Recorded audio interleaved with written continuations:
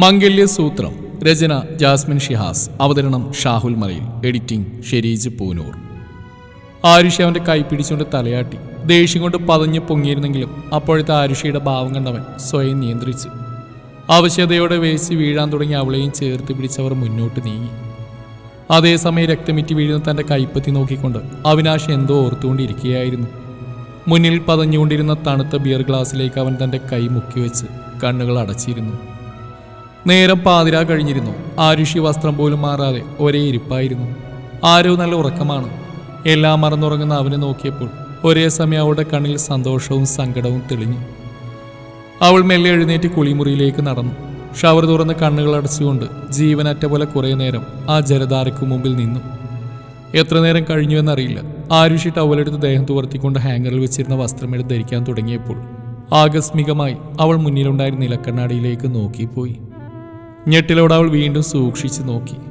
നെറുകയിൽ അപ്പോഴും മായാത്ത ചുവപ്പ് നിറം. ഉണങ്ങിപ്പിടിച്ച രക്തക്കറയായതിനാൽ അതിന് വല്ലാതെ ഇളക്കമൊന്നും തട്ടിയിരുന്നില്ല. അരുതാത്ത എന്തോ കണ്ട പോലെ അവൾ വെപ്രാളപ്പെട്ട് കയ്യിൽ വെള്ളമെടുത്തുകൊണ്ട് അമർത്തി തുടച്ചു. ദേഷ്യം കൊണ്ടും സങ്കടം കൊണ്ട് അവൾ വിറക്കുന്നുണ്ടായിരുന്നു. നെറുകയിൽ നിന്നത് മാഞ്ഞു പോയിട്ടും അവൾ വേദനിക്കുവോളം വീണ്ടും വീണ്ടും അമർത്തി തുടച്ചുകൊണ്ടേയിരുന്നു. സാമുൽ വിളിക്കുന്ന കേട്ടാണ് അവിനാശ് ഉണർന്ന്.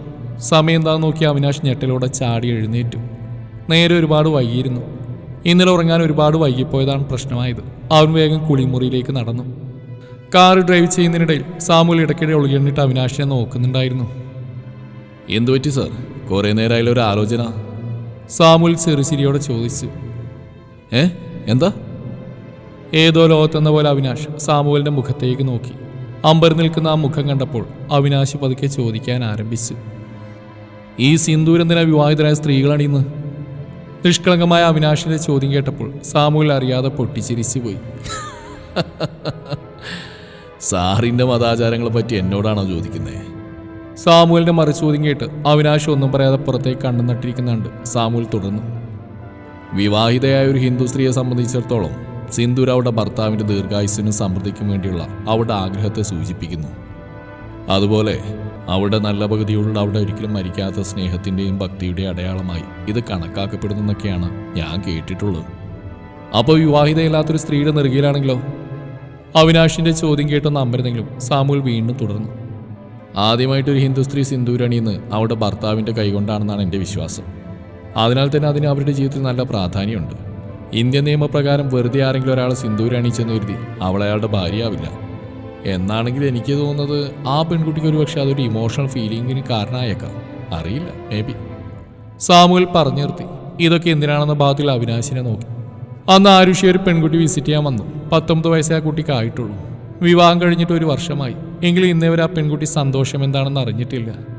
നിറം കറുപ്പായതിൻ്റെ പേരിലും സ്ത്രീധനം കുറഞ്ഞതിൻ്റെ പേരിലുമായിരുന്നു തുടക്കമെങ്കിലും പിന്നീട് ആ കുട്ടി ഒരു മാനസിക രോഗിയായി ചിത്രീകരിക്കുന്നതിലേക്കും മച്ചി എന്നുവരെ മുദ്ര കുത്തുന്നതിലേക്കും വരെ കാര്യങ്ങൾ എത്തിയപ്പോൾ ആ കുട്ടി സ്വന്തം വീട്ടിലേക്ക് തിരിച്ചു വന്നതാണ്. അപ്പോഴാണ് സ്വന്തം വീട്ടുകാർക്കും താനൊരു ബാധ്യതയാണെന്ന് ആ കുട്ടി തിരിച്ചറിഞ്ഞത്. ആത്മഹത്യയില്ലാതെ ഒരു വഴി മുന്നിൽ നിന്ന് അവൾക്ക് തോന്നാൻ തുടങ്ങിയപ്പോഴാണ് എവിടുന്നോ കിട്ടിയ ധൈര്യത്തിൽ എല്ലാം കെട്ടിപ്പറിക്കിയ ആ കുട്ടി ആരുഷിയെ കാണാൻ വന്നത്. കാര്യങ്ങൾ വഷളാണെന്ന് കണ്ടപ്പോൾ ആരുഷി വനിതാ കമ്മീഷനിലേക്ക് വിളിച്ചറിയിക്കുകയും അവരുടെ നിർദ്ദേശപ്രകാരം ഒരു തീരുമാനം ഉണ്ടാകുന്നവരെ ആ കുട്ടിയെ തൊട്ടടുത്തുള്ള ഒരു വനിതാ ഹോസ്റ്റലിലേക്ക് മാറ്റുകയും ചെയ്തു. ആ തിരക്കിൽ ആരുഷി തന്നെ മറ്റു കാര്യങ്ങളെല്ലാം മറന്നിരുന്നു. അവളും ശബാനയും കൂടി ലഞ്ച് കഴിക്കുകയായിരുന്നു. രാജീവും തൊട്ടടുത്ത് തന്നെയുണ്ട്. അപ്പോഴാണ് കുറച്ചപ്പുറത്തായി എന്തോ ഒരു ബഹളം കേട്ടത്. നേഴ്സുമാരും അറ്റൻഡർമാർ അങ്ങോട്ടേക്ക് ഓടുന്നു. ആരോ ഉറക്കെ ബഹളം വയ്ക്കുന്നതും കേട്ടു. അപ്പോഴേക്ക് രണ്ടുപേര് തള്ളിക്കയറി ആരുഷിയുടെ മുന്നിലേക്ക് വന്നു. എടീ, നീ ആരടി? ഞങ്ങളുടെ കുടുംബകാര്യങ്ങൾ ഇടപെടാൻ രേണുകയെ ഹോസ്റ്റലിലേക്ക് അയക്കാൻ നീ ആരടി? അവരിലൊരുത്തൻ അവളുടെ നേരെ കൈ ചൂണ്ടിക്കൊണ്ട് ഉറക്കെ വിളിച്ചു പറയാൻ തുടങ്ങി. പക്ഷെ അതൊന്നും ശ്രദ്ധിക്കാതെ ആരുഷി തന്റെ ഭക്ഷണം കഴിക്കുന്നത് തുടർന്നുകൊണ്ടിരിക്കുന്ന നോക്കി അമ്പരപ്പോടെ ചുറ്റുമുള്ളവർ പകച്ചു നിന്നു. എന്താടി, നിന്റെ നാവറങ്ങിപ്പോയോ? രേണുകന്റെ ഭാര്യ. അവളെ എന്ത് ചെയ്യണം തീരുമാനിക്കാനുള്ള അവകാശം എനിക്കാ. നിന്നെയൊക്കെ തലയിൽ താങ്ങി എടുക്കുന്ന കെട്ടിയന്മാരുള്ളവർക്കൊന്നും അത് ചിലപ്പം മനസ്സിലാവില്ല. നിർത്താ. തന്റെ മുന്നിലുണ്ടായിരുന്ന പ്ലേറ്റ് തട്ടിത്തെറിപ്പിച്ചുകൊണ്ട് ആരുഷി ചാടി എഴുന്നേറ്റ് പെട്ടെന്നായിരുന്നു. ആരുഷിയുടെ അപ്പോഴത്തെ മുഖഭാവം കണ്ട് അയാളൊന്ന് പകച്ചുകൊണ്ട് പുറകിലേക്ക് മാറി. താൻ ആരടോ? താൻ കുറെ നേരമായല്ലോ. സ്ത്രീകളെ ബഹുമാനിക്കുന്ന കൂട്ടത്തിലാണ് എനിക്ക് മനസ്സിലായി. എടോ, താൻ നേരത്തെ പറഞ്ഞ പോലെ ഭാര്യ എന്ന തന്റെ അടിമയും താലിയെന്ന് അവിടെ എന്നും ചെയ്യാനുള്ള ലൈസൻസും അല്ല. തനിക്ക് അവളെ വേണമെങ്കിൽ വിട്ടുകളയണം. അതല്ല, ഇനി ആ പെൺകുട്ടിയെ ഉപദ്രവിക്കാനാണ് തന്റെ ഒരുക്കെങ്കിൽ താൻ അഴിയണം. ഓർത്തോ. പിന്നെ നിങ്ങൾ. ആരുഷി ആ കുട്ടിയുടെ പിതാവിൻ്റെ നേരെ തിരിഞ്ഞു. സ്വന്തം മകളുടെ മനസ്സറിയാൻ പറ്റാൻ നിങ്ങൾക്കൊരു അച്ഛനാണോ? പഠിക്കുന്ന പ്രായത്തിൽ പക്വതയെത്തും പിന്നെ അതിനെ കെട്ടിച്ചു വിട്ട് ഭാരൊഴിവാക്കി. നല്ലോണം പഠിച്ചിരുന്ന കുട്ടിയായിട്ട് പോലും നിങ്ങൾക്ക് വേണ്ടിയാണ് അവൾ വിവാഹത്തിന് സമ്മതിച്ചത്. എന്നിട്ടോ കണ്ടവന്റെ വീട്ടിൽ നിന്ന് അടിയും തൊഴിയും കൊണ്ട് വന്നപ്പോൾ നാട്ടുകാരുടെ മുമ്പിൽ മാനം നോക്കി നിങ്ങൾക്ക് അവിടെ ഒരു ബാധ്യത അല്ലേ? വളർത്താൻ കഴിയില്ലെങ്കിൽ പിന്നെ പറയാൻ വന്ന ഉള്ളിലൊതുക്കി ആരുഷി പല്ലുകടിച്ച്. ഇനി തന്നോട് മിസ്റ്റർ കെട്ടിയോൻ, താനെന്താ പറഞ്ഞേ? എന്റെ കെട്ടിയോൻ എന്നെ തലയിലേറ്റി നടക്കിയെന്നോ? അതേടോ, തലയിലല്ല, ഇവിടെ ഈ നെഞ്ചിലാ കൊണ്ടുനടന്ന്. അതുകൊണ്ട് തന്നെയാ അവൻ പോയിട്ട് 6 കൊല്ലമായിട്ട് ഇന്നുവരെയും പിടിച്ചു നിൽക്കുന്നു. തനിക്കൊന്നും അത് പറഞ്ഞാൽ മനസ്സിലാവില്ല. എടോ, ഈ വിവാഹം എന്ന് വെച്ചാലേ അത് അമൂല്യ. തമ്മിൽ മനസ്സിലാക്കി മത്സരിച്ച് സ്നേഹിക്കാൻ തുടങ്ങിയ അതിനോളം മനോഹരമായ മറ്റൊരു ബന്ധം ഈ ലോകത്ത് കാണില്ല. അത് പറഞ്ഞപ്പോഴേക്ക് ആരുഷിയുടെ ശബ്ദമിടറിയത് രാജീവ് ശ്രദ്ധിച്ചു. തലകുനിച്ച് നിൽക്കുന്ന 2 മനുഷ്യരോട് ആരുഷി പതുക്കെ സ്നേഹത്തോടെ കാര്യങ്ങൾ പറഞ്ഞ് മനസ്സിലാക്കി തിരികെ നടന്നു. നിറഞ്ഞു തുളുമ്പിരുന്ന ആ കണ്ണുകളിൽ നിന്നൊരു തുള്ളി താഴെ വീണുടഞ്ഞ് ഒരാൾ മാത്രം കണ്ടിരുന്നു. നേരം വൈകുന്നേരമായി തുടങ്ങിയിരുന്നു. ആരുഷിയുടെ ഡ്യൂട്ടി കഴിയാറായി. തൻ്റെ ഫയലുകളൊക്കെ എടുത്ത് അവൾ അതെല്ലാം ഷെൽഫിൽ വെക്കുമ്പോഴാണ് ക്യാബിൻ്റെ ഡോറടഞ്ഞ ശബ്ദം കേട്ടത്. അവിനാശ്, താനെന്തെവിടെ? വാട്ട്? താനെന്ത് തന്നെ വിളിച്ച്? Call me sir, I am your boss now. Avinash ദേഷ്യത്തോടെ മുരണ്ടു. Okay mister respected Avinash Arora, ഇദ്ദേഹം എന്തിനാണോ ഇവിടെ വന്ന്? എൻ്റെ ഒരു എംപ്ലോയിയുടെ അടുത്ത് വരാൻ എനിക്കിനി മാനേഴ്സ് വേണോ? ഇഷ്ടക്കേട് പുറത്ത് കാണിച്ചുകൊണ്ടവൻ ചോദിച്ചു. അതിന് വേണ്ട, പക്ഷേ ഒരു ലേഡി എംപ്ലോയി തനിച്ചുള്ള ക്യാബിൽ കയറി വന്ന് വാതിലകത്തേക്ക് കുറ്റിയിടുന്നു. അല്പം മാനേഴ്സ് അല്ലേ സർ? ആരുഷി മുന്നോട്ട് കിടന്ന് വാതിലിന് നേരെ കൈനീട്ടിയത് ആ കൈത്തണ്ടയിൽ മുറുക്കെ പിടിച്ചവളെ അവിനാശ് അരികിലേക്ക് വലിച്ചു. What do you want? അരീശത്തോടെ തൻ്റെ കൈ കുടഞ്ഞുകൊണ്ട് ആരുഷി അവനോട് ചോദിച്ചു. താനിന്ന് ഇവിടെ കിടന്ന് ഷോ കാണിച്ചെന്ന് കേട്ടല്ലോ. So what? തൻ്റെ കൈ കുടഞ്ഞുകൊണ്ട് ആരുഷി അവനെ നോക്കി. ആഹാ, അതുകൊണ്ട് എന്താണെന്നോ? ഇത് എൻ്റെ ഹോസ്പിറ്റലാ. ഇവിടെ നടക്കുന്ന തെലുങ്ക് പടത്തിൻ്റെ ഷൂട്ടിംഗ് അല്ല. താനിന്ന് ചെയ്തെല്ലാം ഹോസ്പിറ്റലിന് നെഗറ്റീവ് പബ്ലിസിറ്റി മാത്രമേ തരൂ. ഓക്കെ, അപ്പോൾ സാറ് വല്ലാണ്ട് ബുദ്ധിമുട്ടുണ്ട. ഡിസ്മിസ് ലെറ്റർ തന്നോളൂ. ഇവിടുന്ന് പോകാൻ സന്തോഷമേ ഉള്ളൂ എനിക്ക്. ആരുഷി പുച്ഛത്തോടെ അവനെ നോക്കി. മറുപടി പറയാതെ തുറിച്ചു നോക്കുന്ന അവിനാശിനെ നോക്കി ചുണ്ടുകൂട്ടിക്കൊണ്ട് അവൾ തൻ്റെ ഷെൽഫ് തുറന്ന് ബാഗും കീയും എടുത്ത് വാതിലിന് നേരെ നടന്നു. പെട്ടെന്നാണ് അവിനാശ് ആരുഷിയെ വെട്ടിച്ച് മുന്നോട്ട് കടന്ന് വാതിലിന് കുറുകെ നിന്ന്. ഇയാളിത്. ആരുഷിനി എന്താണെന്ന ഭാഗത്തിൽ അവനെ തുറിച്ചു നോക്കി. നാളെ റിസൈൻ ചെയ്യാൻ റെഡിയല്ലേ നീ? പെട്ടെന്നായിരുന്നു അവൻ്റെ ചോദ്യം. നിഗൂഢമായൊരു ചിരിയോടെ അവൻ അവളുടെ മുഖത്തേക്ക് നോക്കി. ഉവ്വോ, എന്നാൽ അങ്ങനെ ആയിക്കോട്ടെ തമ്പ്ര. പരിഹാസത്തോടുകൂടി അവനെ ഓച്ചാനിച്ചുകൊണ്ട് അവൾ മറുപടി പറഞ്ഞു. അവിനാശ് അതൊരിക്കലും പ്രതീക്ഷിച്ചില്ലായിരുന്നു. അമ്പരപ്പോട് അനക്കമറ്റുന്ന അവനെ ബലമായി ഒരു വശത്തേക്ക് തള്ളി മാറ്റിക്കൊണ്ട് ആരുഷി വാതിൽ തുറന്ന് പുറത്തേക്ക് നടന്നു. Are you crazy? Really? Samuel വിശ്വസിക്കാനാവാതെ കാർ സഡൻ ബ്രേക്ക് ഇട്ട് കണ്ണും തള്ളി അവിനാശിനെ നോക്കി. സാമുവലിന്റെ പെട്ടെന്നുള്ള പെരുമാറ്റത്തിൽ പരിഭ്രമിച്ചു പോയ അവിനാശ് എന്തോ പറയാൻ വേണ്ടി വാ തുറന്നു. വീണ്ടും സാമുവൽ ചാടി വീണു. ആരുഷി പോയ അവൾക്കൊരു നഷ്ടമല്ല. എത്രയോ വലിയ ഹോസ്പിറ്റലിൽ അവൾക്ക് ഒരുപാട് അവസരം വെച്ച് നീട്ടിയിട്ടുണ്ട്. മാത്രമല്ല CMന്റെ പിന്തുണ കൂടി ഉള്ളതുകൊണ്ട് വാല്യൂ കൂടുതൽ അവൾക്ക്. നമ്മുടെ ഹോസ്പിറ്റൽ അറിയപ്പെടുന്നതിന് അവിടെ പേരില്ല.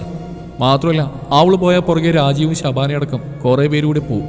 ചുരുക്കി പറഞ്ഞ നഷ്ടം നമുക്ക് മാത്രം.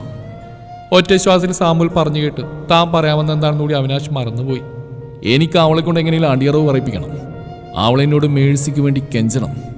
അപ്പോഴാ എനിക്ക് വേണ്ടത് എനിക്ക് അവളോട് ചോദിക്കാൻ. അവിനാശ് സാമുവലിനോട് പറഞ്ഞു. ഉവ് ചെല്ല്, ഇപ്പൊ കിട്ടും. സാമുവൽ പറഞ്ഞിട്ട് അവൻ അതിശയത്തോടെ തുറിച്ചു നോക്കി. ജീസസ്, സോറി സർ, ഞാൻ ഉദ്ദേശിച്ചത് അവൾ അങ്ങനെയൊന്നും വഴങ്ങില്ലെന്നാ. സാമുവൽ വിക്കി പറഞ്ഞ് വേഗം സ്ഥലം കാലിയാക്കി. ഇനി അടുത്ത നീക്ക് എന്താണെന്ന് ആലോചിച്ചുകൊണ്ട് അവിനാശ് ചെയറിലേക്ക് ചാഞ്ഞു. പിറ്റേന്ന് വൈകുന്നേരം ചെറിയൊരു മീറ്റിംഗ് കഴിഞ്ഞ് വരികയായിരുന്നു അവിനാശ്. റോഡിൽ സ്കൂൾ വിട്ടു പോകുന്ന കുട്ടികളുടെ തിരക്കായിരുന്നു.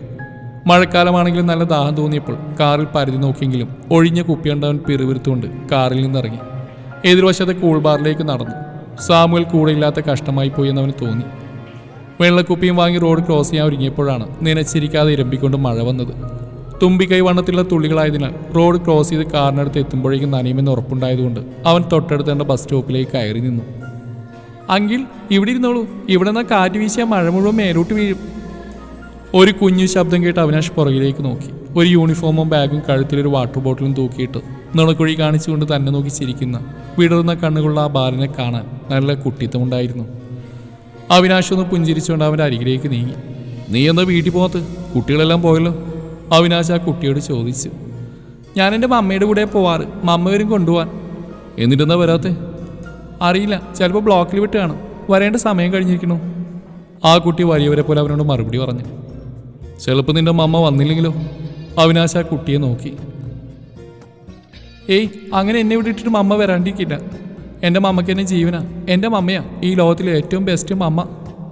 അവൻ ആത്മവിശ്വാസത്തോടെ പറയുന്നത് കേട്ട് അവിനാശിൻ്റെ മനസ്സിൽ പെട്ടെന്ന് തൻ്റെ അമ്മയെയും പ്രതീക്ഷിച്ചുകൊണ്ട് തേങ്ങിക്കരഞ്ഞ് തെരുവിലൂടെ നടക്കുന്ന ഒരു കുഞ്ഞിൻ്റെ മുഖം ഉറവന്നു. അവൻ്റെ മുഖം വലിഞ്ഞു മുറുകി. ലോകത്തുള്ള എല്ലാ കുട്ടികളുടെയും വിചാരം അവരുടെ അമ്മയാണ് നല്ലതെന്നാ. പക്ഷെ ഒരു നല്ല ജീവിതത്തിന് മക്കൾ തടസ്സമാണെന്ന് കണ്ടാ ഉപേക്ഷിച്ച് കളയാൻ അവർ മടിക്കില്ല. ആ കുട്ടിയുടെ മുഖത്തേക്ക് നോക്കി അവിനാശ് മെല്ലെ പറഞ്ഞു, നോ, എൻ്റെ മാമ അങ്ങനെയും ചെയ്യില്ല. എൻ്റെ മാമ പറയാറുണ്ട് മാമ ജീവിക്കുന്ന പോലെ എനിക്ക് വേണ്ടിയാണെന്ന്. നിഷേധാർത്ഥത്തിൽ തലയാട്ടിക്കൊണ്ട് ആ കുട്ടി ഉറക്കെ പറഞ്ഞു. അവന് നിറഞ്ഞു തുളുമ്പിയ കണ്ണുകൾ കണ്ടപ്പോഴാണ് തൻ്റെ വാക്കുകൾ കുറച്ച് ക്രൂരമായി പോയെന്ന് അവിനാശിന് മനസ്സിലായത്. അവനിപ്പോൾ കരയുമെന്ന് തോന്നി അവിനാശ് വേഗം ചിരിച്ചുകൊണ്ട് വിഷയം മാറ്റി. തനിക്ക് കാർ ഇഷ്ടമാണോ? കുറച്ചപ്പുറത്തായി പാർക്ക് ചെയ്ത് തൻ്റെ കാറ് കാണിച്ചുകൊണ്ട് അവിനാശ് ചോദിച്ചു. അപ്പോഴാണ് ആ കുട്ടി അവിടെ നിർത്തിയിട്ട് ആ ആഡംബര വാഹനം കണ്ടത്. വാവ്, അത് നിങ്ങളുടെയാണോ? അവൻ അത്ഭുതത്തോടെ കണ്ണുകൾ കൊടുത്തി അവിനാശിനെ നോക്കി. അവൻ്റെ നിഷ്കളങ്കമായ ഭാവം കണ്ടപ്പോൾ അവിനാശിന് വല്ലാത്തൊരു ഇഷ്ടം തോന്നി. നിനക്ക് കയറണോ അതിൽ? അവിനാശ് ആവേശത്തോടെ അവനോട് ചോദിച്ചു. വേണ്ട, സ്ട്രേഞ്ചേഴ്സിനോട് സംസാരിക്കരുതെന്നും അവരുടെ കൂടെ വണ്ടിയിലൊന്നും കയറരുതെന്നും അമ്മ പറഞ്ഞിട്ടുണ്ട്. ബട്ട് എനിക്ക് അങ്കിളിനെ ഇഷ്ടമായി കേട്ടോ, അതുകൊണ്ടാണ് ഞാൻ അങ്കിളിനോട് സംസാരിച്ചേ. നുണക്കുഴി കാണിച്ച് ചിരിച്ചുകൊണ്ട് അവൻ മറുപടി പറഞ്ഞു. നിന്റെ നുണക്കുഴിയാണെന്ന് നല്ല ഭംഗിയുണ്ട് കേട്ടോ. അവിനാശ് അവൻ്റെ തലയിൽ തലോടിക്കൊണ്ട് പറഞ്ഞു. എൻ്റെ മാമക്കുണ്ട്. അങ്കിളിന് നുണക്കുഴിയുള്ള ആൻറ്റീനെ കല്യാണം കഴിച്ചാൽ മതി. അങ്കിളിന് നുണക്കുഴിയുള്ള കുട്ടി ഉണ്ടാവും. ആ കുട്ടി അഭിമാനത്തോടെ പറഞ്ഞു. അപ്പോഴേക്കും പുറത്തെ മഴ തെല്ലൊന്ന് ശമിച്ചിരുന്നു. അവിനാശ് പോകാൻ വേണ്ടി ഇറങ്ങി. എന്നാ ഞാൻ പോട്ടെ കേട്ടോ, പിന്നെ കാണാവേ. ഇനിയൊരിക്കൽ അമ്മയുള്ളപ്പോൾ നമുക്ക് കാറി കയറാം. ആ കുട്ടിയുടെ യാത്ര പറഞ്ഞു അവിനാശ് അവിടെ നിന്ന് ഇറങ്ങി നടന്നു. ആരുഷി കുളി കഴിഞ്ഞ് വസ്ത്രം മാറി സോഫയിലേക്ക് ചാഞ്ഞു. അവളാകെ ക്ഷീണിച്ചിരുന്നു. അന്ന് കുറച്ച് ജോലി കൂടുതലായിരുന്നു. ഹോസ്പിറ്റലിൽ നിന്ന് ഇറങ്ങാൻ ലേറ്റായതിനാൽ വളരെ പരിഭ്രമത്തിലായിരുന്നു അവൾ. ആരവ് തന്നെ കാണാതെ വിഷമിക്കുന്നതായിരുന്നു ആദി. പക്ഷേ ബസ് സ്റ്റോപ്പിലെത്തിയപ്പോൾ നല്ല സന്തോഷത്തിലിരിക്കുന്ന ആരവിനെയാണ് കണ്ടത്. അപ്പോൾ മുതൽ തുടങ്ങിയതാണ് ആരവ്. അവൻ അന്ന് കണ്ട ഏതൊരു അങ്കിളിനെ പറ്റി പറയാൻ. അവസാനം സായിയിട്ട് മിണ്ടാതിരിക്കാൻ പറയേണ്ടി വന്നു. സിനിമ നടന്ന പോലെ ഉണ്ടത്രേ. ആരവ് കണ്ണുകൾ മിഴിച്ച് ആംഗ്യം കാണിച്ചുകൊണ്ട് പറയുന്നത് കാണാൻ നല്ല രസമുണ്ടായിരുന്നു. എന്തായാലും ഞാൻ വിരുള്ള മോൻ്റെ ബോറടി മാറ്റിയ സിനിമ നടങ്കിളേ നിങ്ങൾക്ക് ആരവിനെ പോലെ അവൻ പറഞ്ഞ പോലത്തെ നുണക്കുഴിയുള്ള ആൻറ്റിയെ തന്നെ കിട്ടട്ടെ. വെറുതെ മനസ്സിൽ നമിച്ചുകൊണ്ട് പുഞ്ചിരിച്ച് ആരുഷി കണ്ണുകൾ അടച്ചു. അന്നായിരുന്നു ഹോസ്പിറ്റലിലെ കാർഡിയോളജിസ്റ്റ് റഹ്മയുടെ ജന്മദിനം. അതുകൊണ്ട് തന്നെ അന്ന് ഹോസ്പിറ്റലിലെ എല്ലാവർക്കും അവരുടെ വക ഉച്ചയ്ക്ക് ലഞ്ചുണ്ടായിരുന്നു. ആ ഹോസ്പിറ്റലിലെ എല്ലാ പ്രധാനപ്പെട്ടവരും അന്ന് അവിടുത്തെ ക്യാൻറ്റീനിൽ ഒരുമിച്ച് കൂടി. ക്യാൻറ്റീൻ ഫുഡ് അടിപൊളിയാണ് അവിടെ. ഓരോരുത്തരും അവർക്ക് വേണ്ടത് ഓർഡർ ചെയ്തുകൊണ്ട് ഓരോ ചെറിയ കൂട്ടങ്ങളായി ഓരോ ടേബിളിന് ചുറ്റിയിരുന്ന് ഭക്ഷണം കഴിക്കാൻ ആരംഭിച്ചു. ആരുഷി തൻ്റെ മുന്നിലുണ്ടായിരുന്ന ഫ്രൈഡ് റൈസ് കഴിച്ചുകൊണ്ട് രാജീവിനോടും ഷബാനയോടും സംസാരിച്ചുകൊണ്ടിരിക്കുകയായിരുന്നു. അപ്പോഴാണ് അവിനാഷും സാമുലും റിയയും കൂടെ അങ്ങോട്ട് വന്ന്. അവരെ കണ്ട ഉടൻ തന്നെ അവിടെ ഉണ്ടായിരുന്ന എല്ലാവരും ബഹുമാനത്തോടെ എണീറ്റ് പുഞ്ചിരിച്ചു. പുച്ഛത്തോടെ നോക്കുന്ന ആരുഷിയെ അതേ ഭാഗത്തിൽ തന്നെ തിരിച്ചു നോക്കിക്കൊണ്ട് അവിനാഷ് കടന്നുപോയി. കുറച്ചപ്പുറത്തെ ടേബിളിൽ ഇരുന്നു. ആരുഷിക്ക് അഭിമുഖമായിട്ടായിരുന്നു അവൻ്റെ ഇരിപ്പ്. ഓർഡർ ചെയ്ത ചിക്കൻ കഷ്ണം അവൻ കഴിക്കാനൊരുങ്ങി. ആരുഷിയെ നോക്കിക്കൊണ്ട് കയ്യിലുണ്ടായിരുന്ന ചെറിയ കത്തി കൊണ്ട് അവൻ ആ ഇറച്ചി കഷ്ണം ദൃഢതയോടെ മുറിക്കാൻ ആരംഭിച്ചു. അവൻ്റെ നോട്ടത്തിൽ ഒരു ഭീഷണിയുടെ മട്ടുണ്ടായിരുന്നു. ആരുഷി അതുപോലെ അരിഞ്ഞുകളയുന്ന ഭാവമായിരുന്നു അവൻ്റെ മുഖത്തപ്പോൾ. ഓഹോ!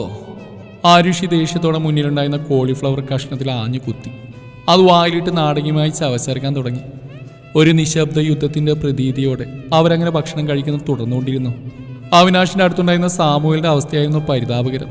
അവരുടെ ഈ വിക്രികളെല്ലാം കണ്ട് ചിരി അടക്കി വെക്കാൻ അവൻ നന്നായി പാടുപെടുന്നുണ്ടായിരുന്നു. സർ, ഒരു മിനിറ്റ്, ഞാനൊന്ന് വാഷ്റൂമിൽ പോയിട്ട് വരാം. സാമുൽ ധൃതിയോടെ വേഗം അവിടെ നടന്നു. വാഷ്റൂമിലെത്തിയ സാമുൽ ആരുമില്ലെന്ന് ഉറപ്പുവരുത്തിയ ശേഷം ഉറക്കെ പൊട്ടിച്ചിരിക്കാൻ തുടങ്ങി. ബാത്റൂമിൻ്റെ ഡോറൊന്ന് പുറത്തിറങ്ങിയ ശബാന അമ്പരുന്നു. ഒരുത്തിനത് ആ ചുമരിലെ കൈ ചുരുട്ടി കുത്തിക്കൊണ്ട് വയറും പൊത്തി പൊട്ടിച്ചിരിക്കുന്നു. Hey, are you okay? ഷബാനയുടെ പെട്ടെന്നുള്ള ചോദ്യം കേട്ട് ഞെട്ടിപ്പോയ അയാൾ പുറകിലേക്ക് തിരിഞ്ഞു. അത് സാമുലാണെന്ന് മനസ്സിലായവൾ അമ്പരന്ന് പോയി.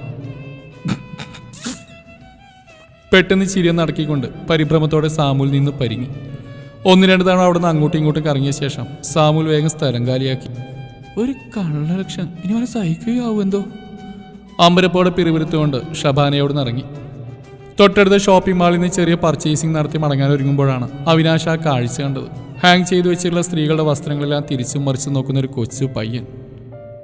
ഏയ്, നീ എന്താ ഇവിടെ? അവിനാശ് ആശ്ചര്യത്തോടെ ചോദിച്ചു. അങ്കിൾ, സർപ്രൈസ് ആണല്ലോ. ആരവിൻ്റെ കണ്ണുകൾ അത്ഭുതം കൊണ്ട് വിടർന്നു. നീ എന്താ ഒറ്റയ്ക്ക്? കൂടെ ആളില്ലേ? അവിനാശ് വീണ്ടും ചോദിച്ചു. നാളെ എൻ്റെ അമ്മയുടെ പിറന്നാളാ. മമ്മയ്ക്ക് ഒരു ഡ്രസ്സ് എടുക്കാൻ വന്നാൽ ഞങ്ങൾ. എന്നിട്ട് മമ്മയുടെ ട്രയൽ റൂമിലാ. ഞാനൊരു 2-3 ചുരിദാർ സെലക്ട് ചെയ്ത് കൊടുത്ത് ഉടുത്തോക്കാൻ പോയതാ. അവൻ അഭിമാനത്തോടെ പറഞ്ഞു കേട്ട് അവിനാശിന് ചിരി വന്നു. കൊച്ചുമിടുക്കൻ, ആള് കൊള്ളാലോ, അവൻ മനസ്സിൽ കരുതി. അങ്കിളെ, ഇത് ഏതാ നല്ലെന്ന് പറയാമോ? എൻ്റെ മമ്മ കണ്ട സുന്ദരിയാവണം. അവൻ അപ്പുറത്തെ ഷെൽഫിലേക്ക് വിരൽ ചൂണ്ടി. അയ്യോ, അതിപ്പം ഞാനെങ്ങനെയാ? എനിക്കിതൊന്നും അറിയത്തില്ല. ഞാൻ പോട്ടെ, തിരക്കുണ്ട് കേട്ടോ. അവിനാഷ് വേഗം സ്ഥലം വിടാൻ നോക്കിയെങ്കിലും ആരോ വിട്ടില്ല. ഓക്കെ നോക്കട്ടെ. ദാ ഈ വൈറ്റ് ചുരിദാർ നന്നായിട്ടുണ്ട്, ഇത് ചൂസ് ചെയ്തോ. അവിനാഷ് ആരവിനോട് പറഞ്ഞു. സന്തോഷത്തോടെ നിൽക്കുന്ന ആരവിനോട് യാത്ര പറഞ്ഞുകൊണ്ട് അവിനാഷ് മുന്നോട്ട് നടന്നു. ആരാ സാറാ കുട്ടി? സാമൂൽ ആകാംക്ഷയോടെ ചോദിച്ചു. അറിയില്ല. അവിനാഷ് പെട്ടെന്ന് മറുപടി അറിഞ്ഞു. പക്ഷേ കണ്ടിട്ട് അങ്ങനെ തോന്നിയില്ല, നല്ല അടുപ്പം തോന്നി. ഇനി സാറിൻ്റെ കഴിഞ്ഞ ജന്മത്തിലെ കുട്ടിയായിരിക്കും ചിലപ്പോ. എന്തോ വലിയ തമാശ പറഞ്ഞുള്ള സാമൂൽ ഉറക്കെ പൊട്ടിച്ചിരിച്ചുകൊണ്ട് തിരിഞ്ഞു നോക്കി. ദഹിപ്പിക്കുന്ന വിധത്തിലുള്ള അവിനാഷിന്റെ നോട്ടം കണ്ട് അവന്റെ മുഖത്തെ ചിരി മാഞ്ഞു. പക്ഷെ അവിനാശ് അപ്പോഴും ആലോചിച്ച് ആരവിന്റെ മമ്മ എന്തു പറഞ്ഞു കാണുന്നതാണ്. ആദ്യമായിട്ടാണ് താനൊരു സ്ത്രീക്ക് വസ്ത്രം സെലക്ട് ചെയ്ത് കൊടുക്കുന്നത്. എന്താവോ എന്തോ. രാവിലെ കുളിയൊക്കെ കഴിഞ്ഞ് അമ്പലത്തിലേക്ക് പോയിരുന്ന ആരുഷ് ഹോസ്പിറ്റലിലേക്ക് പോകാൻ വേണ്ടി ഇറങ്ങി. പെട്ടെന്ന് എന്തോർത്ത പോലെ വീണ്ടും അകത്തേക്ക് ഓടിയിട്ട് റൂമിലെ കണ്ണാടിച്ചിലിൽ പതിച്ചു വെച്ചിരുന്ന കറുത്ത കുഞ്ഞു പൊട്ടെടുത്ത് നെറ്റിയിൽ വെച്ച്. ഇപ്പോൾ ഓക്കെ ആയി. അവൾ ചിരിച്ചുകൊണ്ട് കണ്ണാടിയിൽ നോക്കി. ഫുൾ സ്ലീവുള്ള ആ തൂവെള്ള നിറമുള്ള ചുരിദാർ തനിക്ക് നന്നായി ചേരുന്നുണ്ടെന്ന് അവൾക്ക് മനസ്സിലായി. എന്തായാലും അങ്കിളുടെ സെലക്ഷൻ കൊള്ളാം. സന്തോഷത്തോടെ ഒരു മൂളിപ്പാട്ടും പാടിക്കൊണ്ട് അവൾ വീട് പൂട്ടി ഇറങ്ങി. ഫെറാറി കാറിൽ നിന്നിറങ്ങി അല്പം ഗർവോടെ തന്നെ തലയുയർത്തി പിടിച്ചുകൊണ്ട് അവിനാശ് മുന്നോട്ട് നടന്നു. കാറ് സാമൂൽ പാർക്ക് ചെയ്തുള്ളൂ. തലങ്ങും വിലങ്ങും നടക്കുന്ന ചെറുപ്പക്കാരികളായ നഴ്സുമാരൊക്കെ ആരാധനയോടെ നോക്കുന്നവൻ കാണുന്നുണ്ടായിരുന്നു. പുച്ഛത്തോടെ ചുണ്ടുകളൊരു വശത്തേക്ക് ഓട്ടി ചിരിച്ചുകൊണ്ട് അവൻ മുന്നോട്ട് നടന്നു. Good morning sir. എതിരെ വന്ന മുതിർന്ന സിസ്റ്റർ വിളിച്ചു പറഞ്ഞുകൊണ്ട് അവനെ കടന്നുപോയി. ഹാപ്പി ബർത്ത്ഡേ മാം, സുന്ദരിയായിട്ടുണ്ടല്ലോ. പുറകിൽ നിന്ന് ആ സിസ്റ്ററുടെ ഉച്ചത്തിലുള്ള സംസാരം കേട്ട് അവിനാശ് അലസതയോടെ തിരിഞ്ഞു നോക്കി. തൂവെള്ള നിറമുള്ള ഫുൾ സ്ലീവ് ചുരിദാർ അതേ നിറമുള്ള നേർത്ത ദുപ്പട്ട കഴുത്തിലൂടെ പുറകിലേക്കിട്ട് ഷാമ്പൂ തേച്ച് പറപ്പിച്ച മുടിയിഴകൾ അലസമായി അഴിച്ചിട്ടുകൊണ്ട് ഒരു മാലാഖയെ പോലെ സുന്ദരിയായി ആരുഷി നിൽക്കുന്നു. കാറ്റിൽ പറക്കുന്ന മുടിയിഴകളെ ചെവിക്ക് പുറകിലേക്ക് ഒതുക്കി വെക്കാൻ നോക്കുമ്പോൾ അവളുടെ കാതിലെ വെള്ളി നിറമുള്ള ജമിക്ക് ഊഞ്ഞാലാടിക്കൊണ്ടിരുന്നു. വാലിട്ടെഴുതിയ നീളൻ കണ്ണുകൾ വിടർത്തിക്കൊണ്ട് നേരത്തെ കടന്നുപോയ സിസ്റ്ററോട് പൊട്ടിച്ചിരിച്ചുകൊണ്ട് കുശലം പറഞ്ഞപ്പോൾ അവളുടെ കവിളിലെ നുണക്കുഴികൾ വിരിഞ്ഞതവൻ കണ്ടു. കുറച്ചു നേരത്തേക്ക് ആ കാഴ്ചയില്ലാതെ മറ്റൊന്നും അവൻ്റെ മുമ്പിലില്ലായിരുന്നു. ആരുഷിയല്ലാത്ത സർവവും നിശബ്ദമായതുപോലെ ചലനമറ്റതുപോലെ അവന് തോന്നി. Sir, sir! പെട്ടെന്ന് പരിസരബോധം വന്ന അവിനാഷ് ഞെട്ടലോടെ തിരിഞ്ഞു നോക്കി. സാമൂൽ. എന്തുപറ്റി സർ? ഓ. സാമൂൽ അവൻ അകത്തേക്ക് ആനയിച്ചു. ആ. സാവധാനം തലയാട്ടിക്കൊണ്ട് പതുക്കെ മൂളി അവിനാശ് മുന്നോട്ട് നടക്കാനൊരുങ്ങി. പെട്ടെന്ന് അവൻ്റെ മനസ്സിലൊരു വെള്ളിടി വെട്ടിയ പോലെ തോന്നി. വാട്ട്? എന്തോ വെളിപാട് കിട്ടിയ പോലെ ഉറക്കെ ശബ്ദിച്ചുകൊണ്ട് അവൻ പുറകോട്ട് തിരിഞ്ഞ ആരുഷിയുടെ ചുരിദാറിലേക്ക് ഒന്നുകൂടി സൂക്ഷിച്ചു നോക്കി. തുടരും ഈ കഥയുടെ ബാക്കി ഭാഗം നാളെ ഇതേ സമയം.